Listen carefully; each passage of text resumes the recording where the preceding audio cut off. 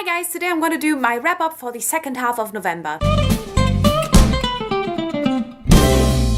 So my second half was just as, if not even more successful than my first half, because I overall only finished 6 things, and I think in the first half I finished 9 things, but all of them were like full-length novels that I physically read. Audiobooks are reading, don't get me wrong, and like whatever, but like just for my personal accomplishment, I'm just really happy that I managed to read like 6 full-length novels. Well, 5.5, we're getting to that. So first in this half of the month, I finished The Goddess Test by Amy Carter. Now I really picked this up on a total whim.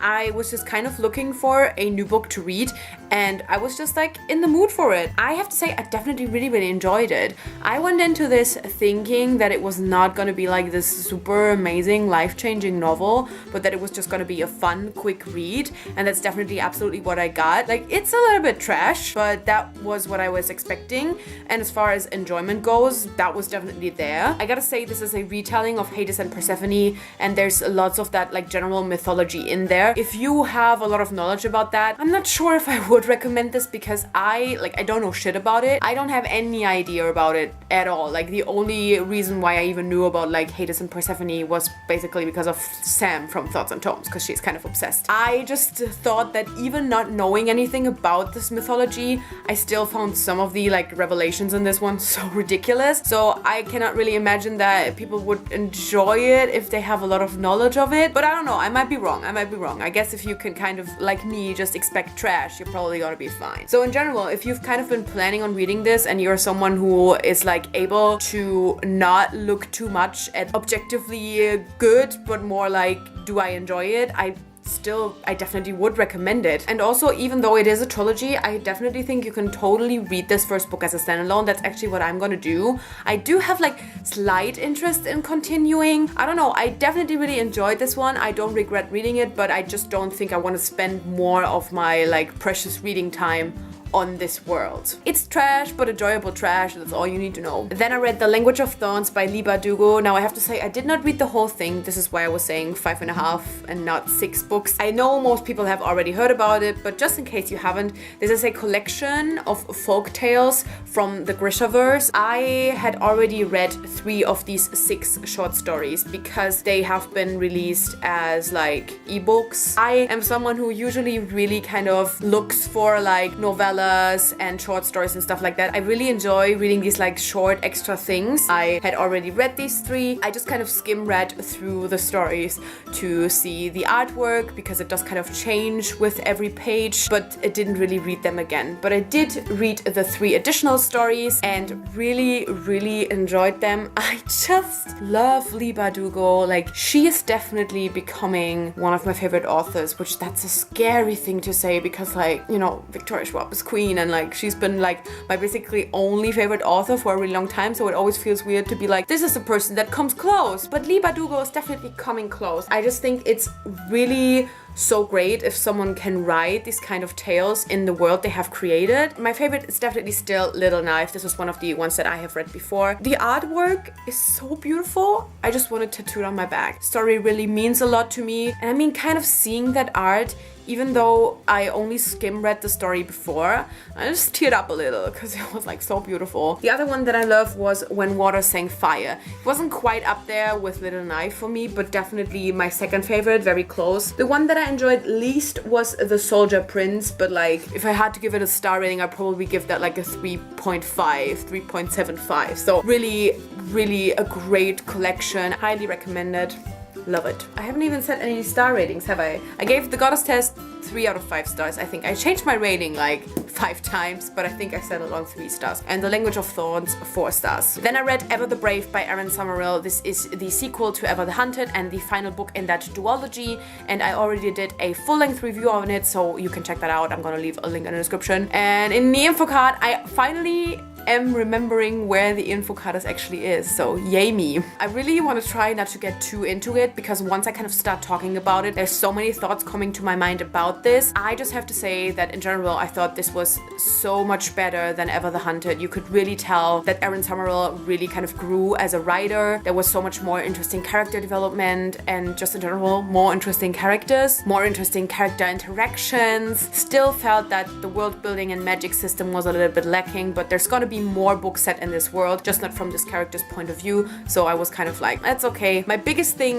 about this book was that it had a love triangle in it that I actually really enjoyed. Probably know I don't hate love triangles, but this one was definitely one that I like actually actively enjoyed. It was a little bit like the love triangle between Alina, Nikolai, and Mal from the Shadow and Bone trilogy, but the Nikolai character in Ever the Brave was a lot more present as a love interest, and a lot more happened between the main character and the love interest than it did between Alina and Nikolai. But I felt like the dynamics overall were very similar. It's like something where you kind of know it's not gonna happen, and it was very similar in Ever the Brave, just that there was even more romantic, or like not romantic, but like intimate, just more interaction between them that made you kind of think maybe this person does have a chance. Whereas I feel like, you know, in Shadow and Bone, kind of know like it's not gonna happen. And you also know in this one it's not gonna happen, but there's lots more where you're like, is it gonna happen? Is it? Kind of love that, because it gave me lots of feels, made me feel really emotional invested, but also you had to get through the point of view of this other love interest. You could read about his feelings developing and you were just heartbroken because you were like,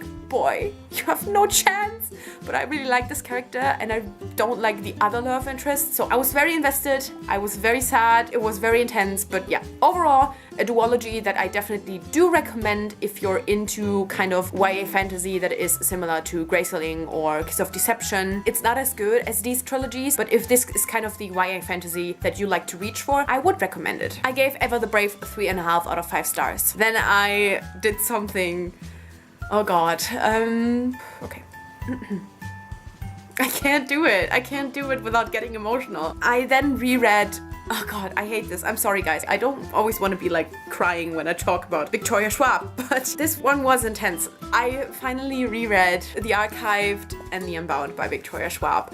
Now, I think in the past couple of weeks, these kind of been coming up a lot more than they usually do, because I did the books I'm thankful for and I did the revisiting old favorites 2014 video. So I feel like I've kind of been talking about them more than I usually do. They are kind of always there, but I don't really talk about them in detail as much anymore. So I guess that's kind of what led to me finally rereading them. It's almost been 4 years and I never reread them before. I said it before, I don't know why. I think I was just kind of waiting for the perfect opportunity, the perfect mood, the perfect weather. All of these factors, they just kind of were there. And then, you know, I had talked about them a lot in the past few weeks, so I guess it just all kind of fit perfectly. I was having a little bit of a rough time, just like mentally, for no reason at all. So I was like, this is the moment, and I'm just so... oh, fuck you, Leah.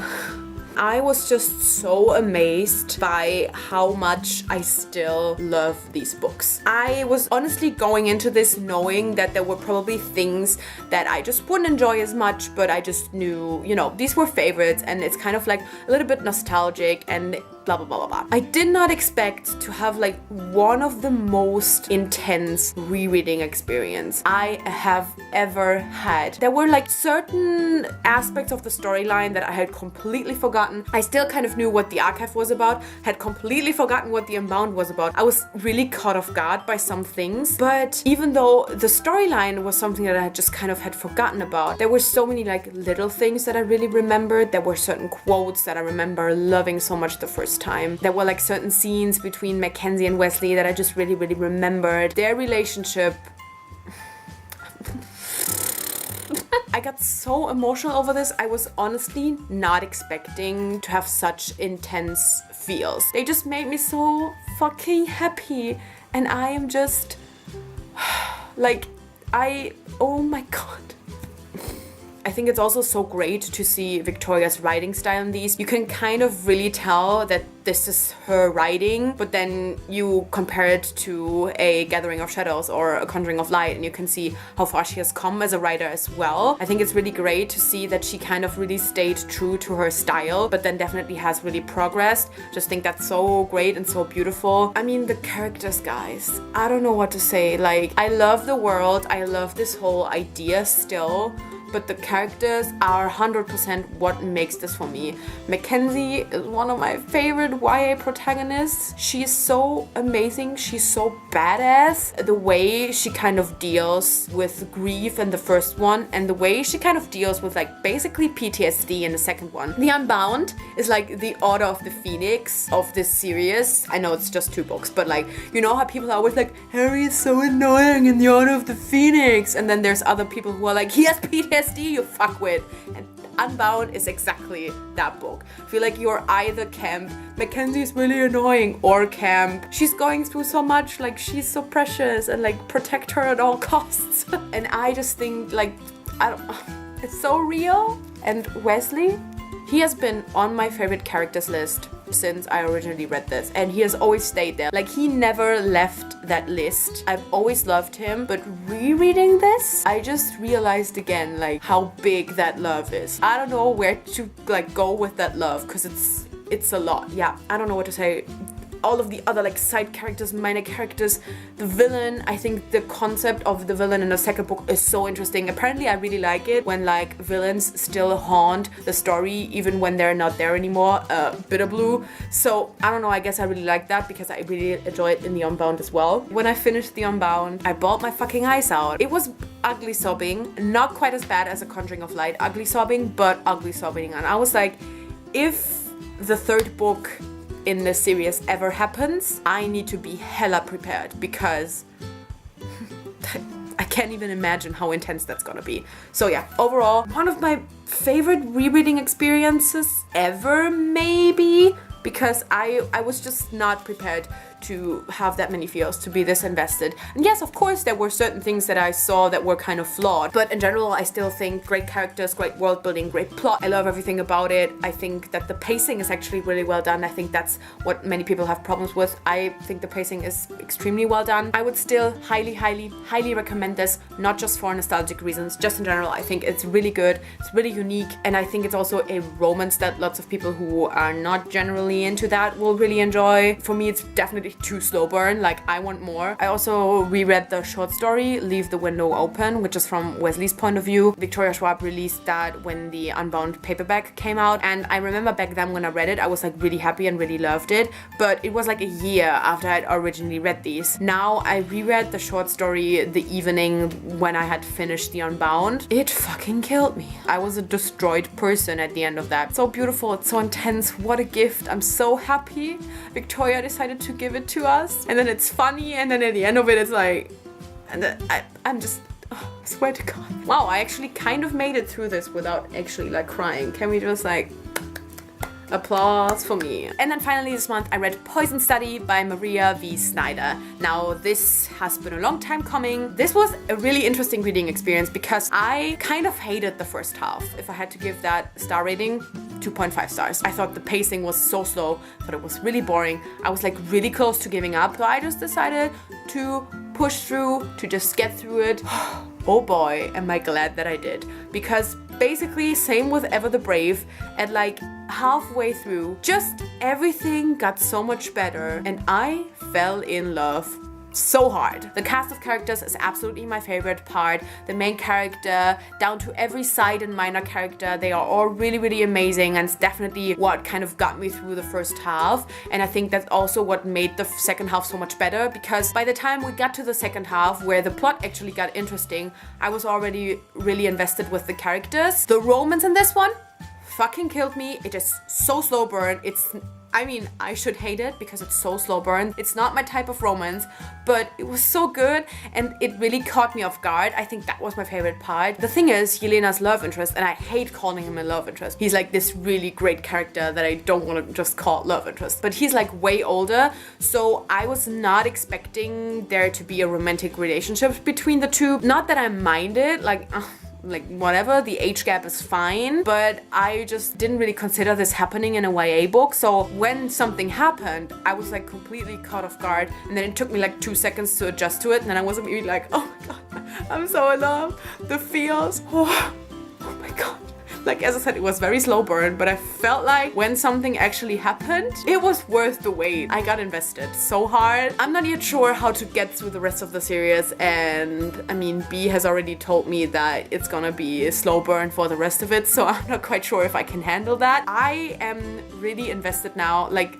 honestly, the second half would get a full-on 5 stars. I'm so excited to continue. I'm so excited to read the sequels, to find out more about the world, to kind of have the main character develop, because I think there's some very, very interesting stuff that's gonna happen and some very interesting development. Another one that I feel like if you enjoy fantasy like Graceling, like Kiss of Deception, blah, blah, blah, blah, you will probably enjoy that one as well. I mean, can't speak for the rest of the trilogy, but there's potential. I gave Poison Study 3.75 stars. I hate the quarter stars, but like I couldn't quite give it 4 stars because of its weak beginning, but anything lower also felt bad, so I had to go for the quarter stars. So these were all of the books that I read in the second half of November. Let me know any of your thoughts on any of these books down below. I like have lots of feelings about all of these books. Like, was a very intense feels month for me, for sure. Also let me know your favorite book of the month, and thank you so much for watching. I guess I'll see you soon. Bye!